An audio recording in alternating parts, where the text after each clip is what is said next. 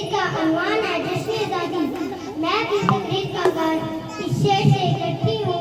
परचम वतन का हमको है चांद से भी प्यारा, परचम वतन का हमको है चांद से भी प्यारा, आंखों का उजाला ये चांद ये सितारा। प्यारे साथियों, 14 अगस्त का दिन हमारी शादी का दिन है। ये वतन हमारे बड़ों ने बड़ी मेहनत और जद्दोजहद से हासिल किया, बड़ी कोशिशों और इज्जत और वक़ार लुटाकर हासिल किया। इसे आज पाकिस्तान कहा जाता है। आने ना देंगे हम अपने गुलशन में खिज़ा को, आने ना देंगे हम अपने गुलशन में खिज़ा को, जन्नत बनाएंगे हम ये पाकिस्तान को।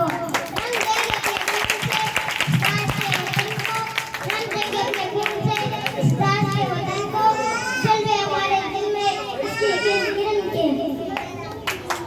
प्यारे साथियों, मैं पाकिस्तान के हर बशिंदे और खास तौर पे नौजवान तबके को ये बात अच्छी तरह बताना चाहती हूँ कि हिम्मत के सच्चे जीने का सहरा करके आला साल का हम मुस्लिम मिजाजी सब मेहनत और कुर्बानी के सच्चे जीने का सहरा करके आला साल का हम मुस्लिम मिजाजी सब मेहनत और कुर्बानी से जज्बे पाकिस्तान का अजीम मुल्क बनाएंगे।